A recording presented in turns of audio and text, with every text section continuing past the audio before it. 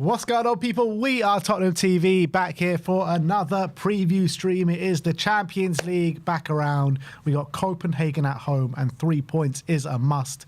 And the only result that's going to be tolerated this week is a win. Yeah, 100%. People are saying we play 38 games away now. We don't know how many home games. Yeah, well, with what Thomas Frank saying about the home crowd and what Vicario's been saying, and I want to get into these comments that have been doing the rounds from the press conference. Quite an interesting press conference today. So what quotes are we going to go through? Well, first of all, he was dealing with the fallout of the whole Jed Spence and Van der Ven situation. He did confirm that they both went into his office and apologised, unprompted, because they didn't want to. They apologised because it seemed on video that they were being disrespectful to him. They didn't want it to come across that way, so they apologised. But what was quite interesting was they were asked what it was about. He said they wanted to say sorry for the situation. They didn't want it to look bad or disrespectful, or all of the kind of perceptions you can get in these media world. That was not the intention at all towards me or the team or the club. But they were frustrated with the performance, the loss, and the booing during the game. That's quite interesting. They're saying they were frustrated with the booing from the fans. That was part of the reason for their reaction at the end of the game. Yeah, I don't really know what to make out of that. I mean, I know, like, when you're losing and you're frustrated and you hear booing, it can probably compound to that frustration. I know kind of when I'm in an away end and just watched a really bad performance, I know it's a different thing from a fan to a player on the pitch, but when you're in an away end and let's say at Arsenal away or at Chelsea away, or a big London derby like that, and you're in that away end, you've just suffered and watched through this terrible performance, and you're hearing all the goading from the home fans and the jeers and stuff like that. It does make you even more frustrated. So I wonder if it's like a kind of similar kind of feeling to that. Vicario kind of added on to that. He was asked, has there been a talk amongst the team?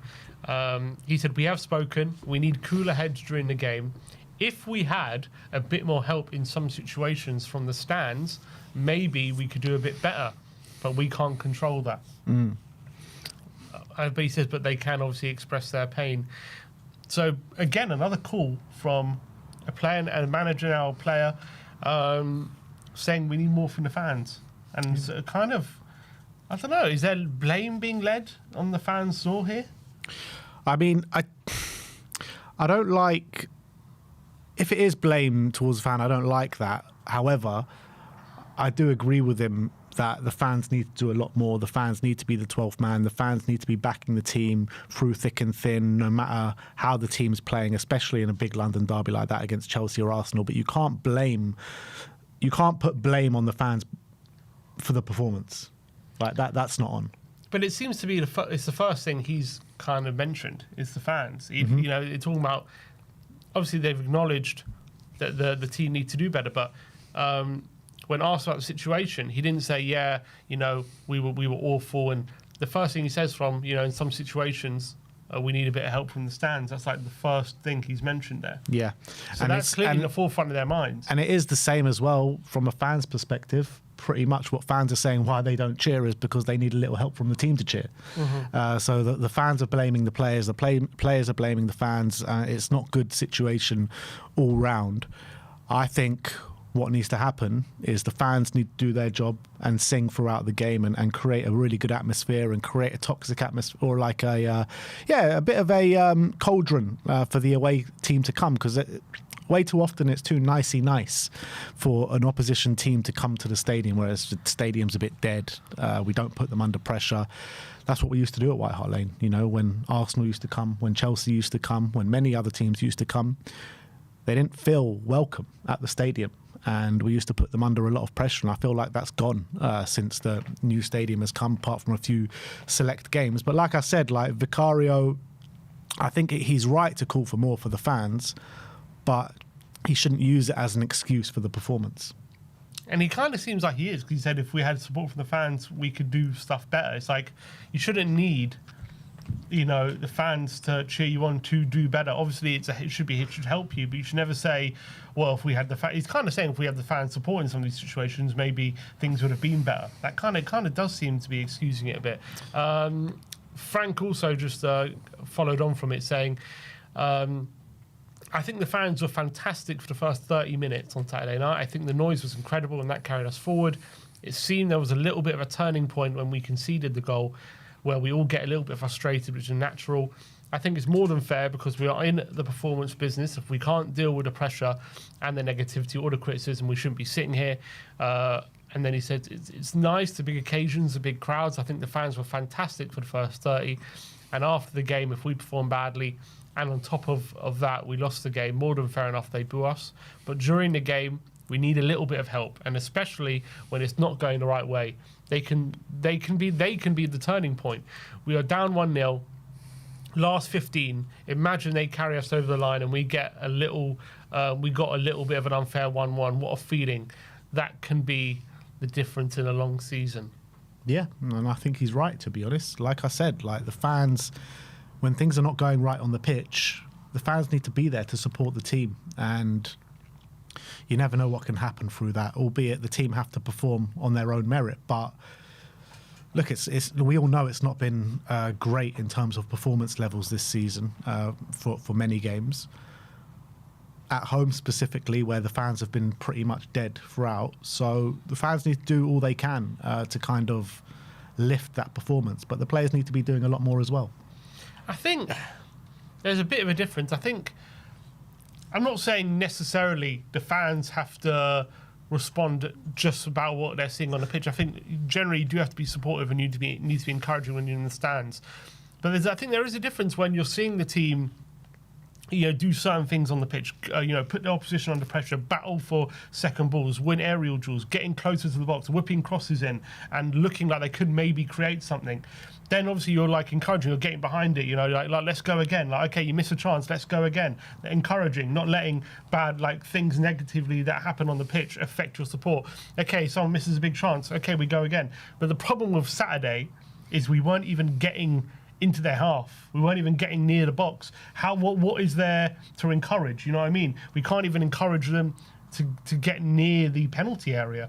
We're lumping the ball into the box and the keeper's coming and claiming it every time. We're not even fashioning any sort of opportunity. So in essence, what we would be cheering is we'd be cheering Chelsea's dominance, and we'd be cheering Chelsea creating chances, and it's hard to do that, to kind of be supportive in that fashion when Chelsea are opening you up. We're not getting in their half or anywhere near their box. And it's very, very difficult to be encouraging in those situations and not get very frustrated. I know it's not the right thing, but I think sometimes, I think when I hear Vicario and stuff saying, yeah, we might be able to deal with certain situations, but what situation would you have dealt better with? You were making some horrendous decisions on the game, not him personally, but the team. He did as well, and towards the end, bloody hell. What would that free kick, that right at the end, if the fans were more supporting, you wouldn't have done that, you know what I mean? But I don't think it's just on that one occasion. I think it's many occasions at the stadium since it's open that we've had this situation. We can all look at this Chelsea game as an isolated situation. Yeah, maybe it wouldn't have made a difference, but we know that we haven't been good enough on many occasions, and it needs to be a lot better. That's the reality. Fans. Yeah, that's the reality. We've not been good enough. We've not done our job as fans. Our job is to support the club and support the team from the stands and create a bit of an intense atmosphere for opposition teams to come. What happens if, Chelsea were given pretty much a free ride at the Tottenham Hotspur Stadium, like many other teams are? What happens if you whistle and jeer them and boo them every time they're on the pitch, put them under a bit of a pressure? Maybe they're forced into a mistake or something. Maybe something can happen. Maybe it can give us some sort of small advantage or small something that can give us a small advantage on the pitch. You never know what can happen. And look, don't get me wrong, that was nowhere near good enough at the Chelsea game. And I understand that Spurs fans were getting very frustrated in the stands, and I was getting very frustrated here watching the game. But like I said, I don't think it's just about what he's mentioning. It's just about Chelsea as an isolated situation. I think it's a common problem and a consistent problem at the stadium. And I have to say, we were 1-0 down with 5 minutes to go, and I did see fans leaving. And it's 1-0. I know it would have been awful, don't get me wrong. And I know I'm watching the same game. I can understand that there's very little opportunity that we're going to get back in this game the way we were playing. But at the end of the day, it's 1-0. Anything can happen. A shot from 30 yards deflects in. You get a corner and you bundle it home. At 1-0, the game is there at any point. Even doesn't matter how bad you're playing, the game is always open at 1-0. And the fact that I saw fans leaving at 1-0 down, really, especially at home to Chelsea in a big game, that did really disappoint me. Yeah, me. and I understand the frustration, but surely 1-0 down, it's still so tight. You can't leave early. yeah, I've always never understood people leaving at when it's like just one goal in the game, because literally all it takes is one cross to be swung in to go off someone's backside. You're back in the game 1-1, and then let's go. We go again for the winner. And I understand it didn't. There was little, not very much chance of that happening on the weekend, because that's how bad Spurs were, and then we weren't swinging in balls into the box, and we weren't creating chances, and we barely had a shot on goal all game. But this is football. You don't know what's around the corner. Anything can happen. So stay to the end, support your team, and you never know what can happen. But is these comments, is he potentially putting himself under more pressure with some of these comments? Because you're now going to get fans, if there is a bad game, another bad performance, like getting on his back about saying, oh, you want us to cheer, you want us to look what you're serving us up, this kind of stuff. And like them calling for more support from the fans and saying, the fans need to do their bit more during games, which I don't disagree with, but making those comments, especially after such a bad performance, is it just putting undue pressure on himself? I don't think so. I think he's just saying what should happen and what needs to happen, and he might feel the need to say it because our home support is absolutely dire. And it's not just him saying it; the fans are saying it as well. The match-going fans that have all these initiatives that to create the atmosphere and to build the atmosphere. That section of the fan base keeps saying this time and time again. So I think it needs to reach the wider kind of reach in the Spurs fan base, and the Spurs fan base needs to get a lot better. It's been too poor for too long, in my opinion, and something drastic needs to happen for it to change and for it to get better. And whether that's, it needs to start within the club and they need to start helping these fan groups and whatever. Does it start with Frank and Vicario addressing it and whatever? I don't know how they get it better or what needs to happen. But something needs to happen, and it needs to happen fast, because like I said before, it's too easy for away teams to come to our stadium. We make it too easy for them. The players on the pitch obviously need to make it harder as well. Don't get me wrong, that's also another situation where it's not been good enough. But I think it should start from both on the pitch and off the pitch. So there was a BBC report yesterday, obviously off the back of this, saying what happened with Van de Ven and Jed Spence wasn't seen internally as a disrespect towards Frank. It was more, they say it as a show of frustration of what had developed and a build-up of negativity from fans at their home stadium over previous weeks. Now, with what Frank said, it kind of confirms that, what that report's saying. Yeah. There's got to be a big worry if the players are feeling that way. Fans are obviously not happy with how they're performing, and it's hard to kind of do your job when we're not even getting close to the opposition penalty area.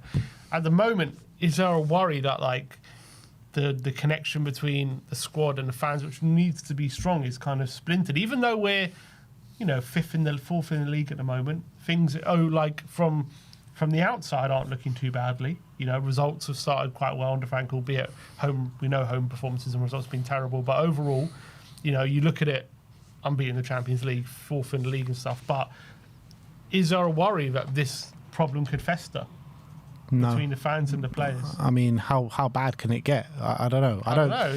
They're reacting like that because they're saying there's a build-up of negativity from the home fans. Yeah, I think it's a multitude of things. I don't think it's just because of the way the fans reacted in the stadium. I think it's because of the way they're playing as well. I think it's many things all kind of just culminated came to a head basically at the end of the game, and then they shown their frustration. So, look, I don't like the narrative where the fans are being blamed for performances on the pitch. That should never happen. And it's not the fans' fault that the players are performing this way. It's not. However, the fans need to be doing a lot more. Our job is to support them through the bad times, and that was a very bad time on the weekend. So the fans need to be doing a lot better, but it's nowhere near the fans' fault. But the fans can do more to enhance the situation to make it a bit better. And Vicario also confirmed, by the way, that he was pushing Bergvall away from a potentially argumentative situation with a fan. See, I don't get that. Like, why? Like, why? Why is there an argument between Bergvall and a fan? Like, Bergvall went off in the 5th minute.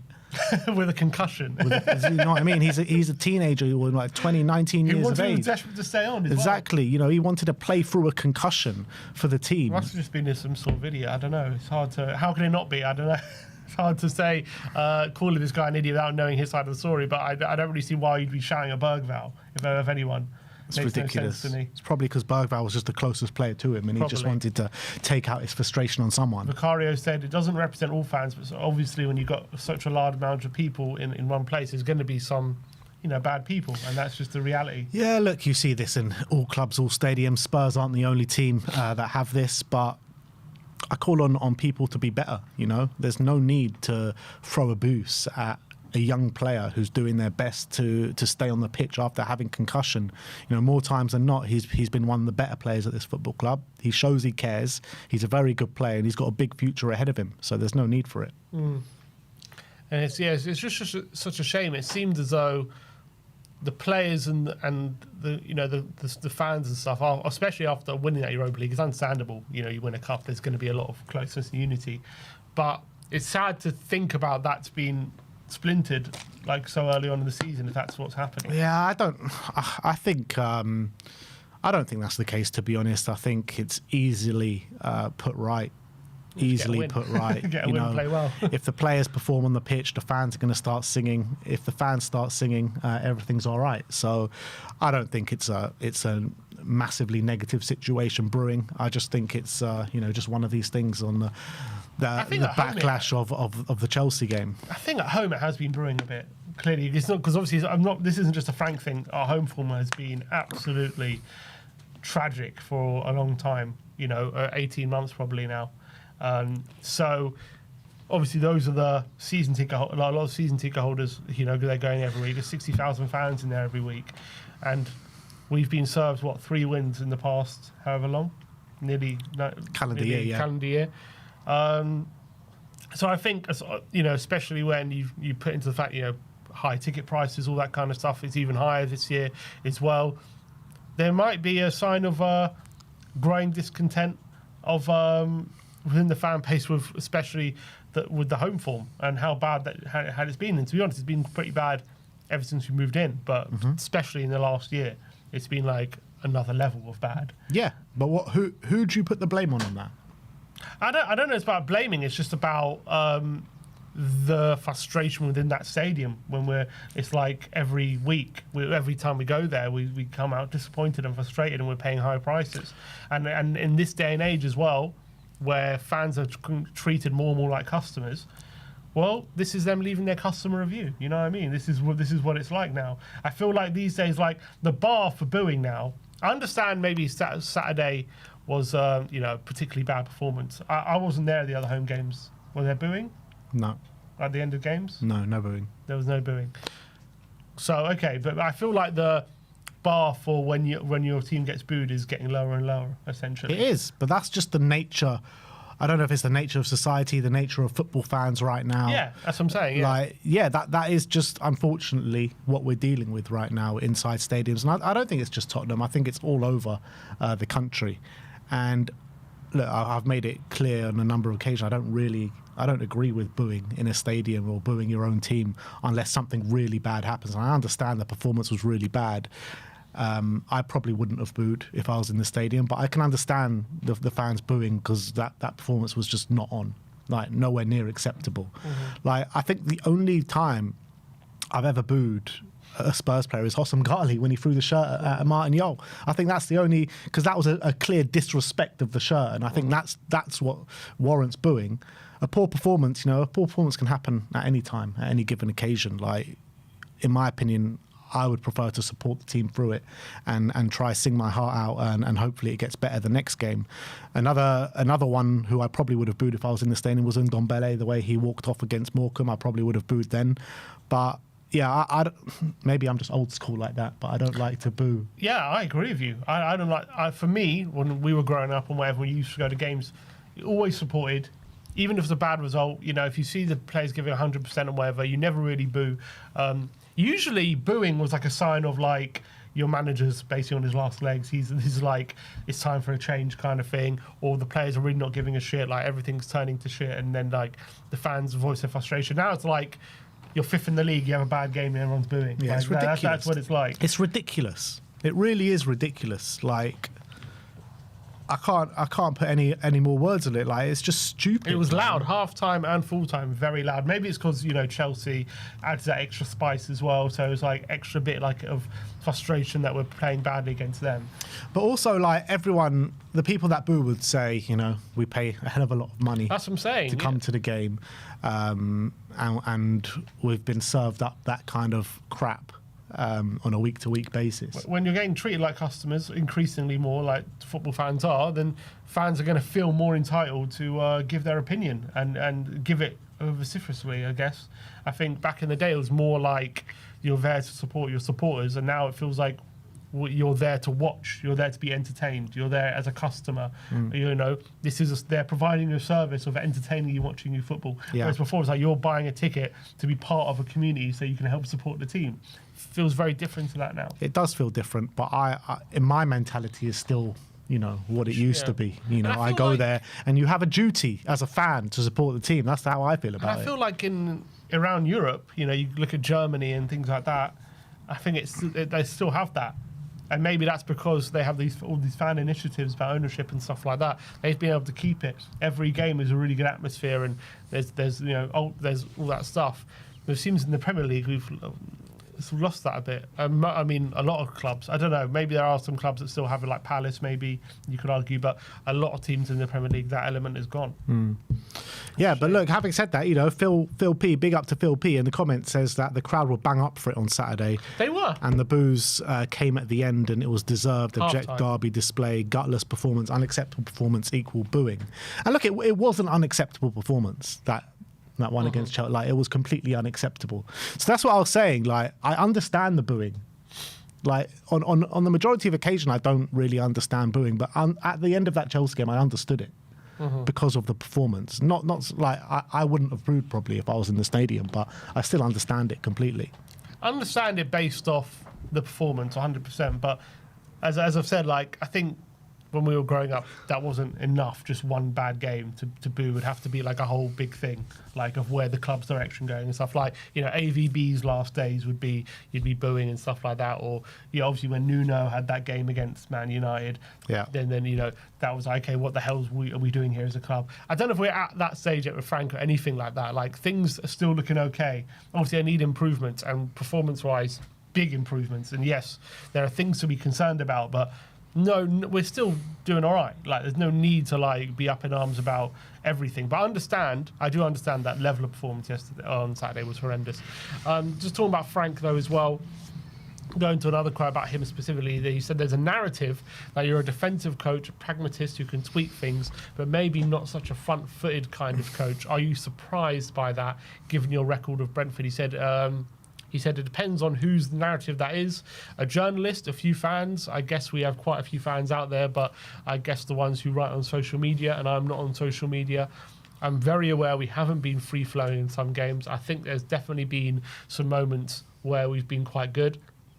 It's something we work very hard on every single day. It's fair to say every single team I've managed, we've been able to score a lot of goals. Also, a Brentford team with, let's say, less on paper, lesser players creating and scoring goals. I'm convinced we'll do the same here. I think it's fair to say we are working very hard. The players are doing everything they can, and it's my job with the coaches to make sure they hit good relations and good structure and good confidence. So he's denying any accusation of him being a defensive or pragmatic coach. Yeah, I mean, look, it's not what we've seen with our own eyes so far this season. It has looked kind of defence first, quite a bit of pragmatism. But let's see how it develops. If this is what he's saying he wants to be or he thinks he is, I believe him. And let's hope that it's going to get better. Yeah, for me, when it comes down to this kind of stuff, I think actions always speak louder than words. We did hear the same with Conte and Mourinho. Like, they would say, when they first came in a job, they said, yeah, we want to play attacking football, we want to play beautiful football. And then when they came, it was few and far between. There clearly wasn't a focus on that. There clearly was a focus on being quite defensive and counter-attacking and stuff like that. And just because... Maybe in their mind, counter-attacking still has attacking in I guess. But, like, also, teams that score goals, you can have a defensive team that score goals. You know, Mourinho holds the record for goals scored in La Liga, that Real Madrid team. Like, would you categorise Mourinho as a defensive coach? I guess depends how you see it. But do I think Frank is a...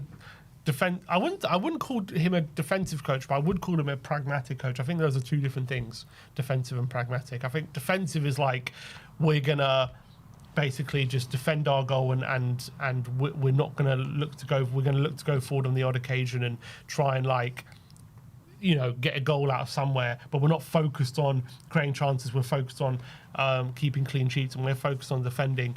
And, you know, if we score a goal, we score a goal. That's kind of like how I see defensive. Pragmatic is like, we're gonna make use of what we have, and we're gonna play the most efficient way to try and win the game. And if that means one game we have to sit back, then we have to sit back, and that's pragmatism. But then other games, you know, maybe that's not the most pragmatic way to go about it. So I think he is pragmatic, and I think maybe you could argue in the first, how long has it been, 3 months? Maybe he felt like in the first 3 months the best way to be getting results for this team is playing the way we are. And to be fair, the results haven't been bad, apart from obviously the home games. But, you know, we are still doing quite well in the league. So maybe he's, you know, you could argue this is the best way right now, while we've got a lot of players out injured in the forward line, while players are adjusting, while they're gelling, you know. Maybe the way we are playing is the best way to be getting results in the meantime during that. So I do think he's pragmatic. However, at Brentford, it was a counter-attacking style. That's what it was. But again, that's because he was being pragmatic. You can't be, as a Brentford team with the wage bill that he has, can he be a team that's dominating the ball and technically better than the other team? And but that Brentford team was exciting to watch, though, at times. You know, they pressed high up the pitch at times. They forced the opposition into mistakes, you know. They were an exciting team. Like last year, it was crazy the amount of goals they were scoring and conceding, you know. So look, at the end of the day, I do not care in the way that he wants to set us up. I mean, all I care about is winning football matches. And if this is the way he thinks it's going to happen, and we do go and win football matches, then fine. But if we're going to serve up this kind of sideways passing, a bit of boring football, and we're going to lose games and we can't win at home, then that's when I have a massive problem with it. But he needs to make sure that we go and win games if this is the way he wants to play. But I don't believe that what we're seeing right now is the way he wants to play. I don't believe it. Well, yeah. I mean, we didn't have we had one shot against Chelsea, so I doubt that's like his aim. And I'm sure these are more teething problems in terms of things will get better when it comes to how effective we're going to be. When it comes to the style of play, that remains to be seen. Again, as I've said, actions speak louder than words. I can't sit here and say he's going to bring lovely attacking football when I don't know that for sure. Will performances get better than they are? I'm sure they will. I'm sure we're going to get more used to what he wants, what he's asking, and things are going to get more efficient. But I'm still on the style and the setup, whether how limited it is, all that kind of stuff. That's just a waiting game. I don't really know. That's just like, at the end of the day, this is kind of new ground for him at this kind of club, this level of expectation, this kind of wage, transfer budgets, all these kind of stuff. Also playing in European Football Champions League. So, you know, he talked about a few times now, we lacked intensity here. This game we lacked intensity. Like, why is that happening? I think it's probably happening because he's still working on how can I get this team to be as intense from one game to another while playing in midweek, when he's so used to playing one game a week, and they can keep that intensity up week by week. And now it's different. Now he has to somehow keep that intensity up game by game, while maybe changing players, or maybe rotating, while figuring out playing 2 games in a week, when the recovery, how much recovery they need, all these different things. So it's frustrating, but it's a learning curve for him. It is a learning curve, and you need to go step by step. It's the beginning of a managerial's tenure. It doesn't always go according to plan, and I don't think it is going according to plan right now to a certain extent in the way that he wants to play. But on the flip side of that, like you mentioned, we're within touching distance of second in the league. So it's a good starting block in terms of the results that we're getting on a consistent basis. Yes, I know some of the results that we have are nowhere near good enough and need to be better. But I mean, if we would have got the results in those games, we'd be like close to top of the league. So I think things are going okay right now. I don't think they're going terribly wrong, horribly wrong. After the Chelsea game, it felt like the world was crashing down and everything was going to shit and everything's wrong at this football club. But, if you look at the bigger picture, Danny Kyriakou, I hope you're watching. If you do look at the bigger picture, I think, it's not looking too bad. The Athletic wrote an article saying there's starting to be more parallels between Frank and Nuno.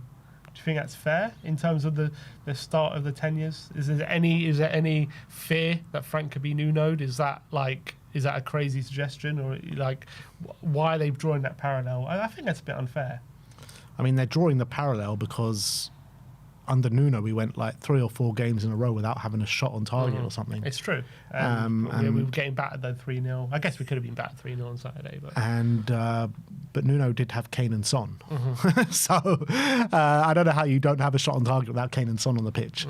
I guarantee you if Frank had Kane and Son and a prime Kane and Son, that wouldn't be happening. But do you think it's fair to draw parallels at this point? I think, look, it's only natural, in my opinion, that's going to happen after the result that that happened at Chelsea and the way we conducted ourselves on the pitch and we didn't have a shot on target, blah, blah, blah. And we're not having enough shots on target in general. That is the reality. Well, yeah, I think we're 4th bottom for shots. Yeah, so I see more.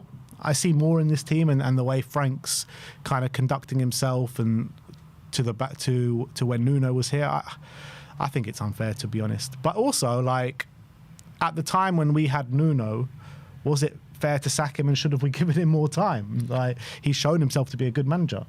I mean, he had. It's very similar in terms of the kind of job he did at Wolves compared to what, Frank did at Brentford. He got Wolves into Europe, I think, after getting them promoted from the Championship. And we gave him 10 games. We gave him 10 games. He won 5, he lost 5. And that's not great. I guess the thing was, even in the wins, we were terrible. We were winning 1-0 with a free kick that went all the way in. And he got manager of the month in August, but no one could say we were playing well. Obviously, we beat City opening game. That was great. But apart from that, the other wins were horrific. I remember Wolves away, we got battered and we somehow scraped to 1-0. I think Frank showed in the PSG game and Man City game and Burnley game alone that is better than the Nuno tenure at the beginning. Well, Nuno beat City. I know, but I think the way we beat City at the Etihad this year, I think it was something else. And I guess the difference as well, when we were losing, we were getting battered 3-0 and it was and we weren't getting shots on target. It was really horrendous at that time. And as well, you got to remember there was such negativity around the club. We sat Mourinho before we just sat Mourinho before the cup final, and then we had a protracted managerial search, and Nuno was our 7th choice, and it was kind of doomed to fail from the start because no one actually. I think the club didn't actually want him. Whereas Frank's a bit different.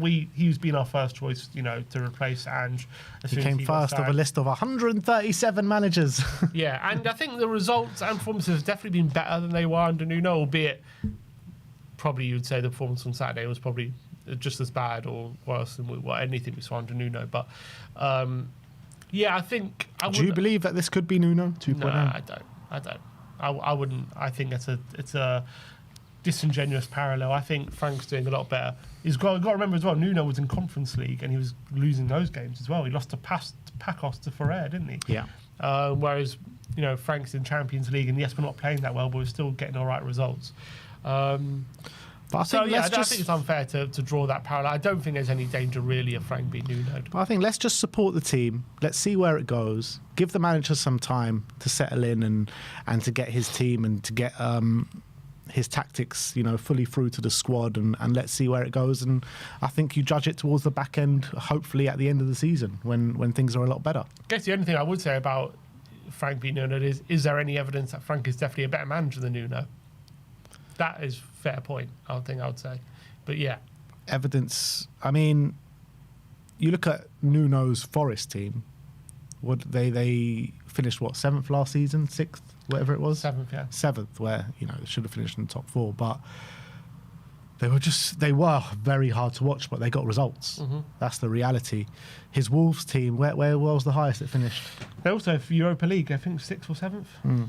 They got Europa League. I think they got to Europa League quarter final, but then he ended up getting sacked because they had a drop. But then, he did end up getting sacked, but they got far worse after he got sacked. Like, they've been an absolute mess ever since they let go of Nuno. Yeah. They'd die for him back now. They would kill for Nuno, but I think they didn't realise how good they had it. Yeah, I think they realise now. Yeah, for sure.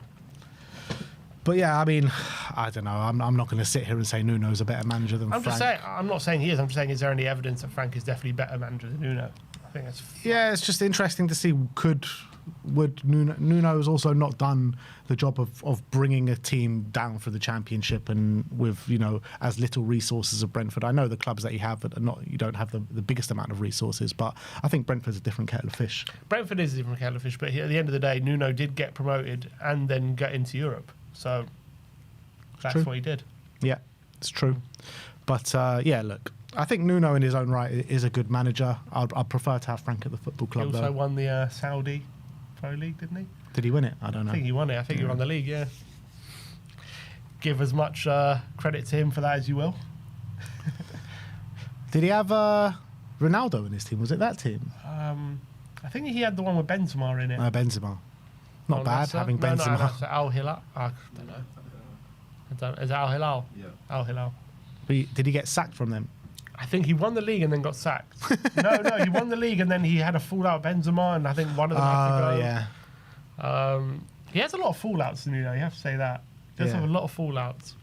Because I think he had a fallout with the Wolves guy as well, which led to him being sacked. Do you think he keeps West Ham up? I mean, they played a great game against I think they need a bit of firepower in Jan, and I think if they get that, he'll keep him up. Yeah, he's good. Yeah, he's for sure a good enough manager to keep him up. He is. All right. Any other quotes? Nothing that we need to. Yeah, no, that's it. I mean, there are, but nothing really that interesting. All right. Well, let us know your thoughts about those comments in the press conference in the comments section below. We're going to move on to the predicted lineup. Tottenham Hotspur against Copenhagen at the Tottenham Hotspur Stadium. In terms of the injury news, what have we got? So, Frank confirmed that, Kudus and Spence both didn't train yesterday, and so there are doubts for the game tomorrow. He said, though, they could and should be available, so that's positive.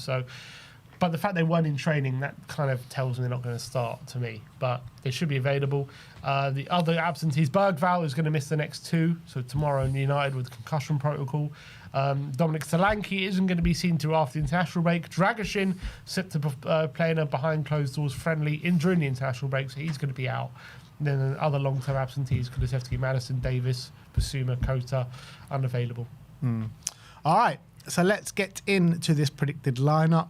I think 4-2-3-1 or 4-2-3-1 as per usual.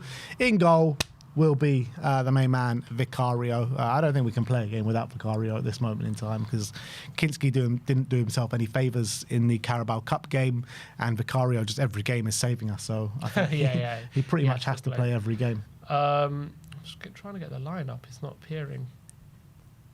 I think Vicario's just been man of the match, hasn't he, in the last few games? So has to be him. And he's. Some people are saying he's keeping Frank in a job. I don't know if it's that severe, but definitely if it wasn't for Vicario, Frank would be under a hell of a lot more pressure at the moment. It's not appearing, the lineup. I don't know why. It's usually here. You scroll down and.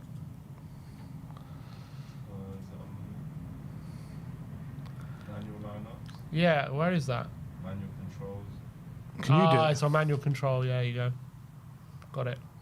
All right, let's start again. So 4-2-3-1 as per usual, and in goal is obviously going to be Big Vic. Yeah, and do you agree he's keeping the pressure off Thomas Frank at the moment with some of his performances? Well, yeah, to be honest, because if it wasn't for Vic, we would have got absolutely battered at Monaco. We would have got battered against Chelsea. The game in between that as well, you know, he did himself a lot of favours. So Vicario is our top performing player at this moment in time. Absolutely, yeah. He's been the last 4 games is probably the best one we've ever been in a Tottenham shirt. He's been that good. Yeah, for sure. And it's like that's on the back of like some really poor form from him as well. So it's great to see him back on form. So that is the goalkeeper. Right back, I think it's going to be Pedro Porro again. I don't think we have many options. It's going to have to be. You can't even have the option of Gray as well. No Gray. Spence is a doubt, so it's got to be Porro. Yeah, so he has to play. He didn't have a great game, did he, on Saturday? But yeah, he's going to have to play. The Mr. Relentless when it comes to being fit, though. Yeah. So Porro right back, right centre back. I do think it's going to be a return for Cuti Romero in the back line. A very much a welcome return. You saw he had a really good impact when coming on against Chelsea. I thought he was one of the only outfield players to actually perform well. So Romero's back in. Yeah, and I think it was quite telling that Frank felt the need to bring him on. Like we needed, right? I don't think the game, when we were watching the game, it screamed out for a centre back, but he felt like we needed to bring Romero for the team. So that just goes to show how important he is. So yeah, I think he starts. Yeah, I mean he was up front half the time he was on. Left centre back, Mickey van der Ven. I think he comes straight back in.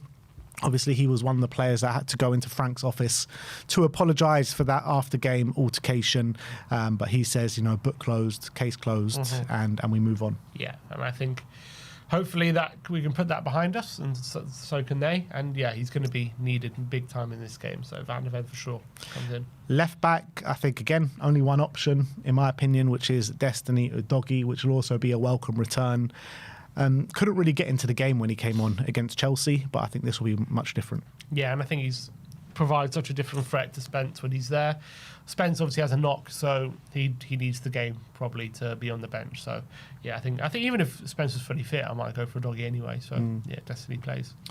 Now moving on to the midfield. Is it again going to be the dreaded the dreaded pivot? Well, we don't have Bergvall, so we can rule him out. Yeah, so it's between. For the two sitters, it's between Sarr, Bentancur and Paulinho. That's all we got, Gray's obviously Gray's out as well. Yeah, so it's those two. So, I mean, Sarr didn't exactly cover himself in much glory either. I think it will be Paulinho and Bentancur, to be honest. They're just the tried duo. Or it could be, you know, at some point, surely Bentancur is going to need a rest, or one of them is going to need a rest. Because they're just playing every game. They're just playing every game. They've started, 4 games in a row, 5 games in a row together? Is it not more than that? Is it not more than that? And they're working very hard. I'm just trying to see. 1, 2, 3, 4, 5, 6, 7, 8,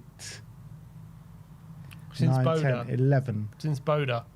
Yeah, Bentancur's actually started 11 games in a row since the West Ham away game when he was on the bench. I think we don't really have a choice in this one. Well, we do have a choice. Well, I guess we do, but you say that. I don't know about Javi starting. We'll talk about that in a minute, but I think Bentancur and Paulinho will start for sure. Yeah. Okay, go for them. I got a slight feeling maybe it will be Sarr and Paulinho, but every time I say that, it ends up being Bentancur and Paulinho anyway. So let's go Bentancur, Paulinho. Now the thing is, obviously in the 10. The natural one would be Xavi. But the thing is, he did say after the game there was a reason Xavi wasn't in the lineup. And I think he was implying physical reasons. And he needed a bit of a rest. And he'd been playing. I think he started 2 games before that, didn't he? So is it a case of just necessity? You just got to start him because we have no one else? Or, Star's played in the 10 before. Do we put him there? Yeah, I think he was talking about coming up against a very aggressive and physical Chelsea midfield. And, we know Moises Caicedo is incredible. Who did they have alongside? Enzo Fernandez as well, very physical midfielder. I think this is opportunity for Xavi to have a good game against Copenhagen, a team that he should really be dominating. So I think it will be Xavi. Yeah, I think he has to start. We're just not going to have anything creatively if he doesn't. So I think he's going to have to start him. Yeah. So Xavi in the 10, right wing, I think. Could he go Xavi on the left and Sarr in the middle? I mean, he could, but I think it will be Xavi in the 10. I think it will be Xavi in the 10 and Odegaard on the left, because Odegaard as well hasn't started in a while. Yeah, and obviously had a knock. Yeah, so it's going to be Odegaard, I think, on the left-hand side. And on the right, I think it's going to be Brennan Johnson. Brennan Johnson coming in for Mohamed Kudus, who's a doubt. I think Kudus will be on the bench, and it'll be an opportunity if things aren't going well that we can bring him on. Mm-hmm. I agree. I think Brennan. Well, I thought when he started on the right those 2 games since Newcastle Everton, a bit better from him, but he was painful when he came on against Chelsea, I thought. Yeah. He was, but we know that's Brennan. But he can pop up with a goal at any time, can't he? So that's Brennan on the right. Up front, Richarlison ain't doing himself no favours at the moment. Muani, we just couldn't even get the ball anywhere close to Muani on the weekend. So I think he's going to persist with him, though. Obviously, we know Matisse Tell can't play. Solanke's out. Could it purely just be a rotation thing? He played Muani on the weekend, plays Rishi, because Muani's probably going to start against United. Mm-hmm. But then he gets a nice 2 weeks off because I doubt he's in the French squad. So I think persist with Muani, get him up to speed with the way he wants to play. He hasn't had that many minutes in a Spurs shirt. I think Muani will play. All right, we'll go with Muani. Randall, Kolo. And it's important as well for Muani to just get a goal, get his account up and running for Spurs. Yeah. The only thing is he fit enough to start 2 games in a week? That's my only concern. Yeah. He hopes so. I really hope so, but we don't know. He didn't mention anything about that, did he, in the press conference? So, got to assume that he is. But this is the lineup that we are going for. Vicario in goal, Pedro Porro right back, Destiny Udogie left back, Romero and Van de Ven back together at centre back, Palhinha and Bentancur with Javi in the 10, Odegaard on the left, Brennan on the right with Randall, Kolo, Muani up top. The dreaded score prediction. I know we're in bad form and I know we're not playing well at home, but actually Copenhagen are not doing well this year, so I'm hoping that plays in our favour. I'm going to go with a 1-0 Tottenham. 1-0? 1-0. I think there needs to be a reaction from the team in this game. There has to be a massive reaction. I think there might even be some tactical tweaks from Frank in this game as well. And I think we're going to look a lot more dangerous. So I am going to go for 3-1. 3-1. 3-1 to Tottenham with Muani. I predicted this last week, but against Chelsea. But this time it's actually going to happen. Muani's going to get his goal. So I'm going 3-1 to Spurs. Let us know your score predictions and predicted lineups in the comments section below. But let's get on and get into this match preview. 3 games gone in the Champions League so far, I think it is. Copenhagen, only 1 point so far, which came in the opening game, which they actually got a credible draw against Leverkusen. Football Beam says Copenhagen slapped Monaco, mate. What are you talking about? Did they? No, they didn't. They haven't won a game. No, Copenhagen are on 1 point. Yeah, what are you on about, Football Memes? What are you on about? Yeah, they've drawn against Leverkusen 2-2. They lost to Karabag, and they lost... Who else did they lose to? And they lost to Dortmund. Dortmund, yeah, exactly. So, yeah, they haven't had the best start to the campaign. I think, if they're doing their due diligence on Spurs, they probably think they can come to the Tottenham Hotspur Stadium and get a result. But, we need to stamp our authority in this game. We cannot lose this game. We really can't. They're currently 4th in the Danish Superliga. Yeah. So they're not doing well at all in the at home domestically. Yeah, only 5 points off the top, so not 4th, much in it. That's not where you think Copenhagen should be in that league.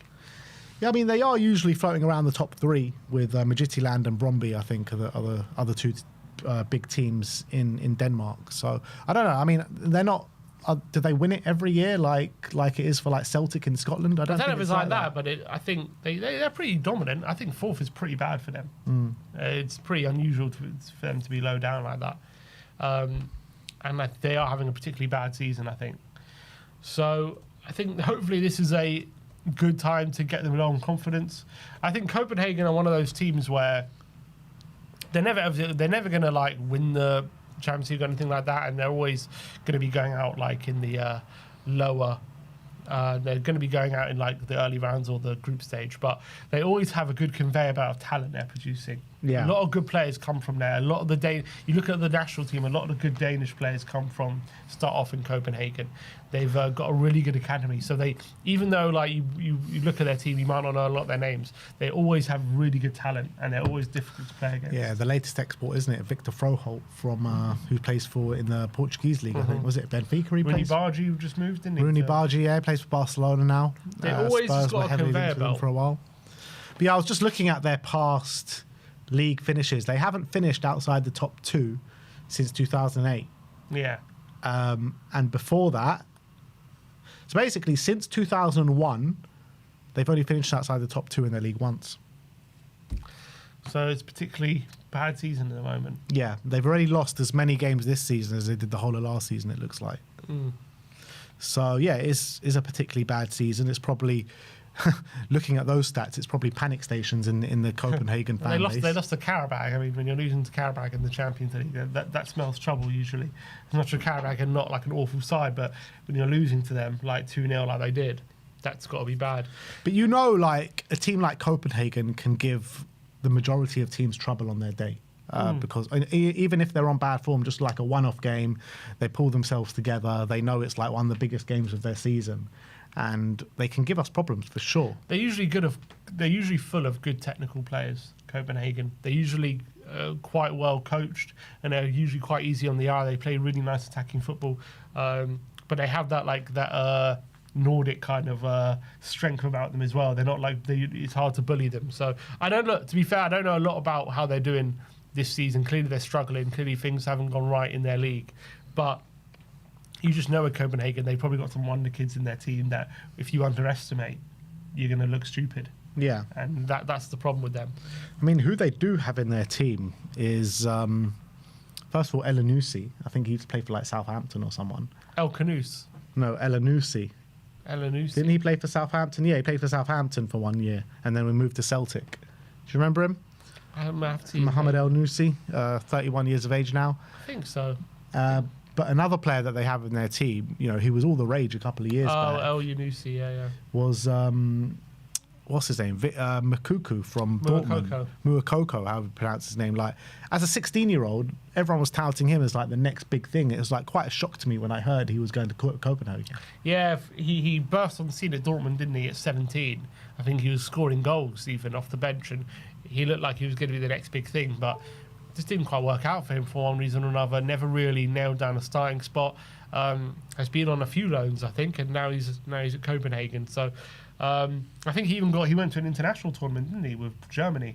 I think yeah, he did. Saudi. Yeah. 22. Yeah. So this was supposed to be a wonder kid, but didn't quite go right for him. How's he doing though this season? He's not doing great, to be honest. I think he scored in one of the Champions League games. He scored actually. He's got 4 goals in his last 2 games, but he scored a hat trick against in the cup. I think against like a lower league team. Okay. But he's only got 3 goals this season. Yeah, not great. So that's one player who hasn't really lived up to his potential. Yeah, he was at Nice last year, got 2 goals in 11 games. Wow. It's really gone wrong for him. I know this guy, Victor Classen. Yeah, he's a good player. But he's got time in his side though. He's only 20 years of age. Yeah. Like. Sometimes we wonder kids, they burst onto the scene when they're not like Yamal. People like start thinking, well, I guess it's been a lot worse than that. But, you know, I agree. He's only 20. You know, some players, look at Dembele. He only really reached his potential last year. And it can happen at any stage for a lot of these players. Mm-hmm. I know Victor Classen, he's been there a few years. He's quite a good forward player. He's quite strong. I like him. And then they've got on the bench former Cardiff player Andreas Cornelius. Cornelius. A striker. Didn't do very well in the Premier League. Yeah. But, yeah, maybe he's come home and doing a bit better. But it's so important. When you look at the outlook of the group, we have to win this game. Mm-hmm. Like, the results they've been okay in the Champions League. We've drawn our away games, but we've drawn some games where we probably had down before a ball was kicked that we would have won. When we saw the groups or when we saw our fixtures before, we were like, all right, we can finish top 8 here. Mm-hmm. I don't really think we can finish top 8 anymore with the results that we've got. But we need to win this to just to make us calm about finishing the bloody top 24. Well, if we've got any ambitions of finishing top 8, this has to be a win, that's for sure. I wouldn't rule out top 8, but obviously we're going to have to beat Dortmund. I think you can afford maybe one loss to PSG, but then you have to pretty much win the rest. Yeah, we are only 1 point outside the top 8, but we got to go to Frankfurt, we got to go to PSG, and we got Dortmund at home. So 3 very tough games. Yeah, the 2 draws we've had against Monaco and Boda have been detrimental. And you have to say, I love, people keep saying, oh, well, I'm beating in the Champions League, but I mean, we're very lucky to be there. Like, we should not be unbeaten in this Champions League. It's something to like be happy about, but it's not something to like say it's an achievement, because like we don't deserve to be unbeaten in the Champions League. I think we've played 3 games in the Champions League. Every single one of those 3 games, we've been really poor, like really poor. We should be sitting on 1 point. We're on 5. It should have been a draw against Villarreal and 2 losses. That's 100%, 100%. But we got a win in 2 draws. Yeah, so you got to look at it in that sense. You know, we've got away with 1, so happy about that. But in terms of performance level and what we deserved out of the game, 100%. We haven't deserved much out of those first 3 games, so it needs to change. I need to see something more from the team in this game, and most importantly, 3 points. 3 points is a must. Yeah, has to be 3 points if we're gonna look. I think first we'll settle down the home fans, because they're clearly getting disgruntled with what we're seeing at home, and that can't continue. We're performing so horribly. For our Champions League campaign, if we've got any ambitions of getting that top 8, it needs to be a win, but also just to solidify our top 24, because if we do lose and a few of the other teams below us win, all of a sudden we're getting close to that 24th position. So you want to avoid that as well. And we just want to see some good football. We haven't seen that in so long at home. So that just needs to change. Yeah. I think what Frank said before the Chelsea game is, I want to see Spurs, I want to see my team go at them from minute 1. This is what I want. I'm desperate to see that in this game. Just start really fast, put them under pressure, and let's hope they can crumble and crack under the pressure, and let's hope the fans can respond to it as well and create a really good atmosphere, a really intense atmosphere. And I think if we can get the first goal pretty early on, it can open up the floodgates and we can win this game quite convincingly.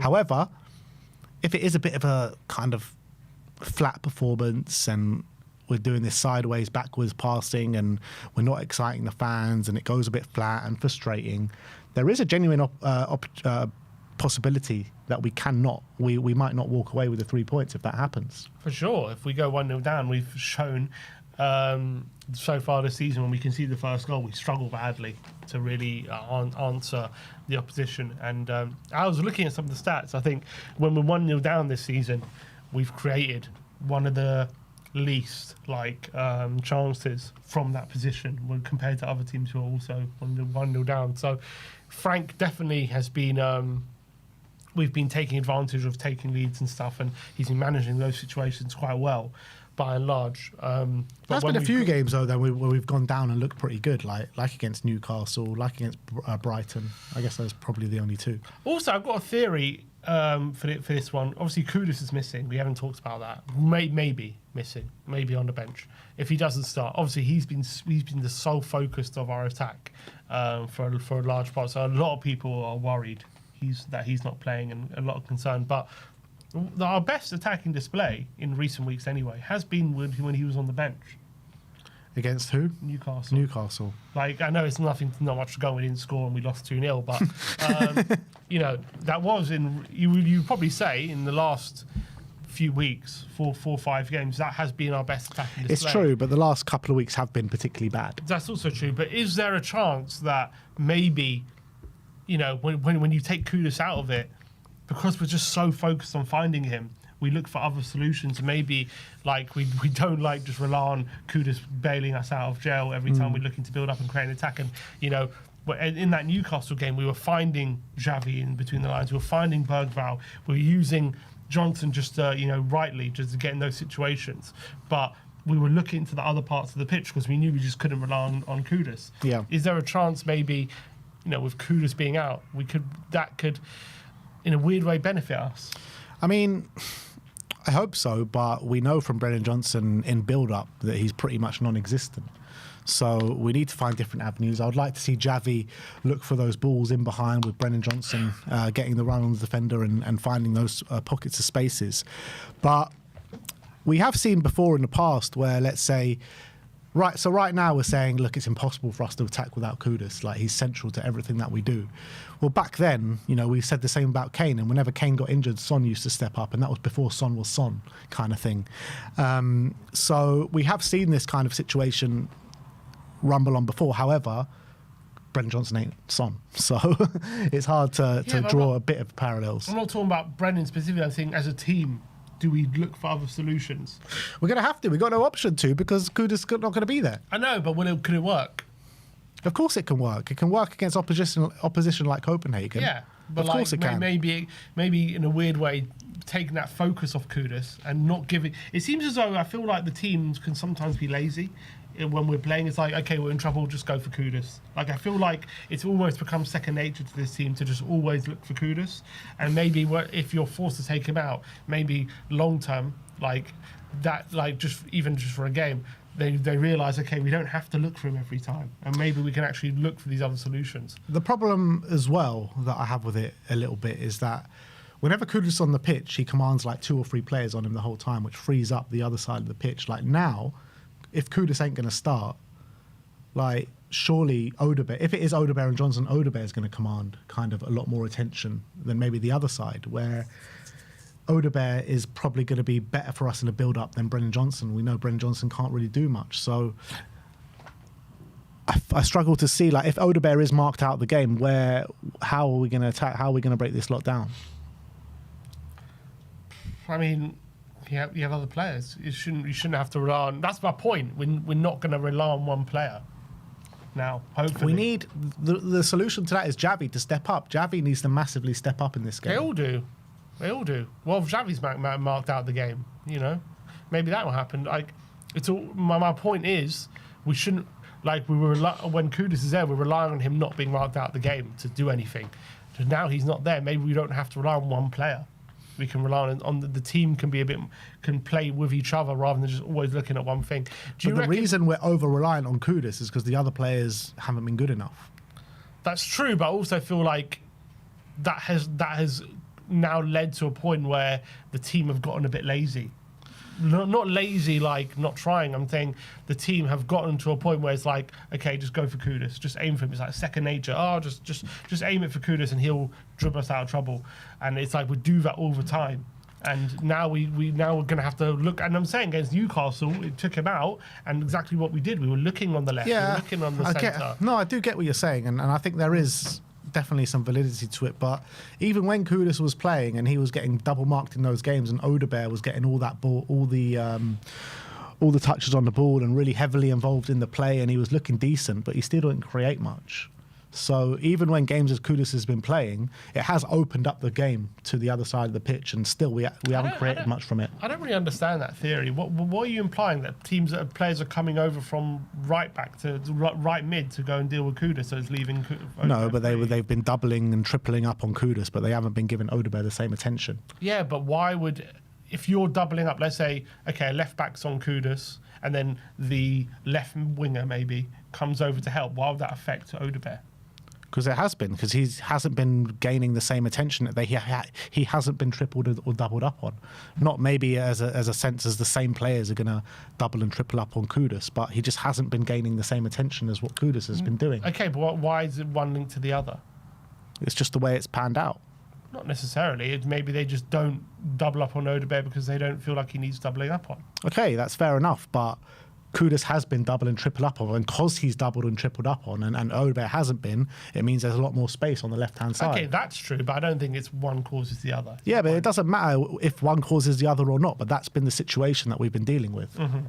Yeah. And that's why Odegaard, we've been attacking a lot down the left-hand side with Odegaard. And at the end of the day, Odegaard's looked good in flashes, but he hasn't really created much and done much of substance. And he needs to do a lot more. Yeah. Yeah, of course, and I think he knows that. I think he needs to start getting goals and assists. That's what we're really saying. Yeah, he needs goals and assists. Yeah, that's the real meat of it, and I'm sure he's working very hard to do it. Do you think we persist with this 3-2-5 thing that we've been doing? I think that was the aim against Chelsea, although I didn't really understand it. I think because that's why obviously we played Bergvall on the left, didn't we? And obviously Javi came on.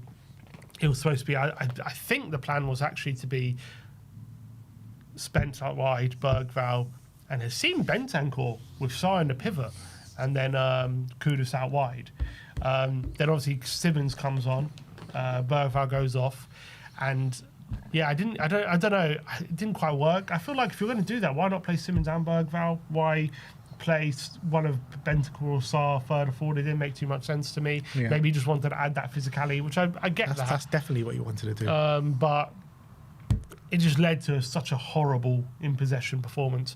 But in this game, if we're saying what we're saying is going to be the lineup, does Odegaard tuck inside a bit, and Udogie creates that width on the outside? Maybe is that? Yeah, what we're that's saying? what you would assume. Because Odegaard, I think he can work in those spaces, And I think in the little pockets. Getting Odegaard close to Xavi, that could be something good. Yeah, 100%. I think they could, a relationship could blossom there a little bit, because Odegaard, he's kind of good in those spaces where he passes and moves and moves on the outside or the inside of the player. And I think Xavi can work well with him, but there is maybe a sense that I don't know what the Copenhagen defenders or midfielders are like, if they're, really strong, overly aggressive players, but that Odegaard and Xavi does seem a bit lightweight. Yeah, that is a problem. Let's say if Kudus is 100% fit for this game and he can play, I reckon he goes Johnson with Kudus next to Xavi, and then Johnson on the left? Johnson on the right, Kudus in the 10. Oh, I see. And Xavi on the left. He could very well do that, yeah. To get Xavi and Kudus close to each other and add that little bit of physicality as well. That's what I think he might do. But today was the last training session before the game. Yeah, it doesn't seem like he is fit. And both of them didn't train, Spence and Kudus. So, and Kudus was even supposed to do the press conference and he pulled out of it. Yeah, I don't think he's going to start, unfortunately. Yeah. And in terms of the injury status of the squad at the moment, what was it? 12 players now. We're getting more and more players every game. Yeah. So I think the situation. Yes, Kudus and Jed are very short-term injuries. The rest of those injuries, Maddison's been long-term since last season. As well. Yeah, Gray. Maddison's been long-term since last season. Kulusevski's been long-term since last season. Radu's been long-term since last season. So the only real new ones on that list are Solanke, Ben Davis, and Archie Gray, really. Even Solanke, you could say it's from last season. So the actual only worrying ones from this season is Archie Gray, really. Kudus and Jed Spence, you assume they're going to be fine for the next game. They're only knocks, they're going to be fine. So in terms of actually worrying of the worries of injuries being built up, you look at that list, the majority are actually from last season. Yeah, but they're still there. That's and it's putting a lot of strain on the squad, isn't it, at the moment? That's something that maybe is that being considered enough when we're talking about how we're playing? Nah, I don't think it should make an impact, to be honest. I really don't. I still think we've got more than enough players.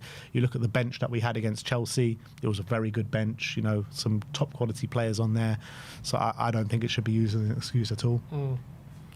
Yeah, I think at the end of the day, it's more about who's there rather than who's missing. And you look at the players who we have. We have good players playing. We should be able to muster an opportunity against Chelsea. The reality is we're missing Maddison and Kulusevski so much.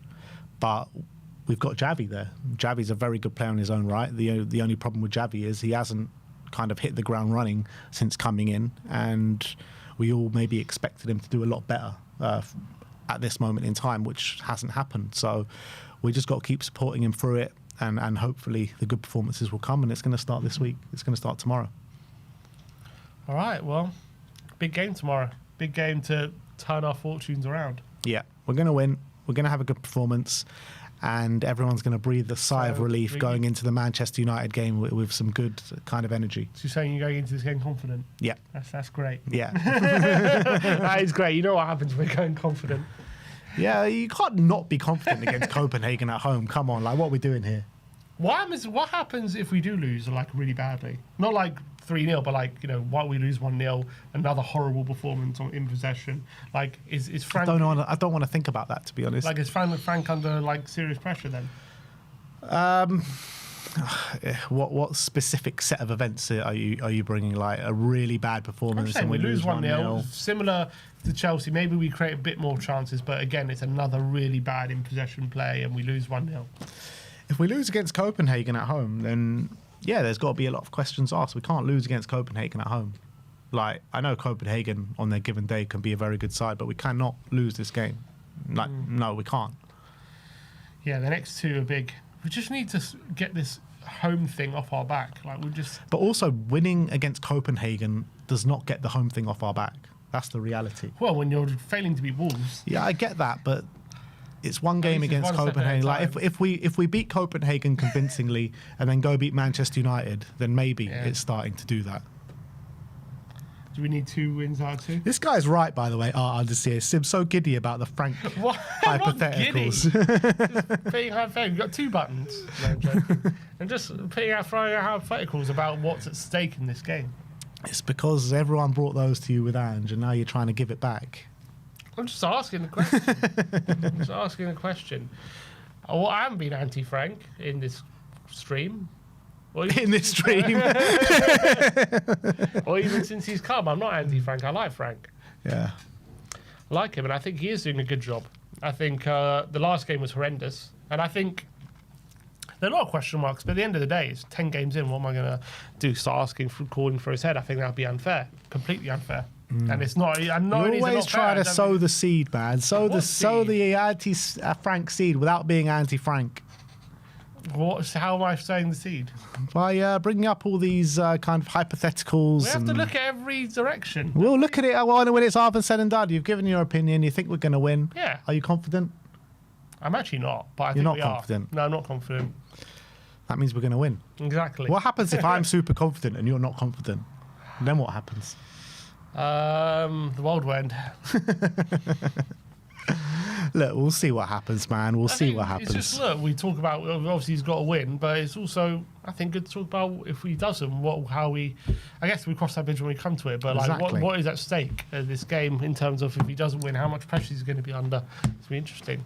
I think it all needs to play out, and then we can make our assessments and our judgments. That's the reality. I don't think we can kind of jump the gun before the game and like, if he does this and if he does that. Or if we win 1-0 and it's a corner and that's it. Then we've won the game. Then we've won the game. 3 points. Does it matter? Do you think the fans will care long term if that, games like, for example, Everton and that's just how we're playing? What, and we're consistently winning? Yeah. No, I wouldn't care anyway. I don't think fans should care. If you're winning games consistently, that's what football's about. Win games consistently. I know maybe, you got your football purists and they'll probably... What to dare is to do. To dare is to do. Yeah. Is that gone out the window? So if we're winning, let's say we win a trophy playing that way, you're not going to be happy with it? I'm not saying not happy. I'm just saying, is that what we want? If we're winning, I don't care. Like, I don't care how we're playing. Just win football matches. Like, it really does not make a difference to me. As long as we're winning, then it's completely fine. If we're losing and playing like that, that's where you need to draw the line, because that is not on. If you're winning, you need to just win football matches. I don't think it matters how you play, in my opinion. Maybe other people have different opinions on that, but that's me. I think, does it matter? I would like a manager to embody the ethos of the club. That's my personal opinion. I'm not saying look, as long as he's winning, it doesn't matter. But that comes into it once results start to turn 100%. If you're not winning and then you're also playing some kind of in a if the team's playing in a fairly cowardly way like they were on Saturday, then that obviously is like it's like a double strike, or immediately you're not winning and you're playing that way.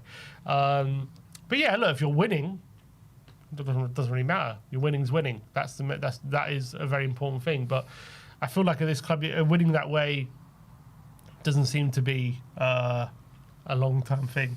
Always seems to be happens, and then the fans start to turn on it. But I guess that's when the winning stops. But we'll see. But it needs to change at some point, you know. Some manager needs to come in and be successful with this football club, and whoever that manager is, I'm hoping it's Frank. Hopefully, I don't care the style of football that they have, as long as they win football matches. That's what it all comes down to. So it is what it is, you know. Ange Postecoglou did it his way, and he won a trophy, but then he lost 22 games in a season, and we finished 17th. So I think we need a bit of both. We need to win football matches in the cup, bring a few cups home, but also be successful in the league as well. Would you ever consider bringing Conte back? Conte? Yeah, I love Conte. You'd bring him back? Yeah, I would bring him back. Yeah, I would bring it. If he gets, if this is ENIC 2.0, and they'll actually like give him what he needs and wants, and we can have a proper Conte team, I would bring Conte back. I think Conte's a top man, top manager. Doing well at the moment. Yeah, I'm just wondering because obviously. Would you not? I don't know. I don't think I would. I don't know if I want to go through that again. As much go as through good, what though? Like the first 6 months we were brilliant, and then it all fell apart because we were bringing in long gaps and long lays and all these. It's just kind of. He's just too much, Conte. He's so intense. Everything is like, I'm going to leave. I'm going to quit every week. It's like, oh, for God's sake. But he's quality. But he called out what needed to be called out at that moment in time. Like everything was wrong at this football club. Everything was, and. You can't have Conte as your manager if everything's wrong at the football club. it just doesn't work. I think down the line, if let's hope Frank works out and he starts playing good football, but down the line, let's say Frank's had an amazing 5 years and he's won all the trophies. At that point, yeah, I would like to think we can bring in I'd like to. Why can't we have a good attacking manager? Why do they not exist? They must do. Yeah, but I mean. Who are they? We can bring Jurgen Klopp. Get Company in. Get Klopp. Company. Yeah, Company's going to leave Bayern Munich to come to Spurs. Nagelsmann, maybe he'll be out of a job in Germany by then. Maybe. Look, if you ask me, do I prefer to play attacking football and win football matches? Of course. Of course I do. But if we are playing kind of counter-attacking football or defensive-minded football and winning football matches, that's fine for me too. But my preference would be attacking football. But I don't mind if it's not attacking football and we are winning. That's what it comes down to. I wouldn't seek out, is my point. I wouldn't like go and hire one of these. I'd try and hire an attacking manager. Yeah, that's fine. But if we don't have an attacking manager and we're winning, you're not going to care. No, it doesn't matter because we're winning games. Yeah. So look, let's leave it there, guys. We are both going for Spurs win. Sim, not too confident. I'm going into it a bit confident. But yeah, let's see where we're at. Sim and Mr. Brian Daigle on the watch long tomorrow. So tune in just before 8 o'clock. And we'll see you tomorrow, guys. Like, subscribe and comment. And as always, come on, you Spurs.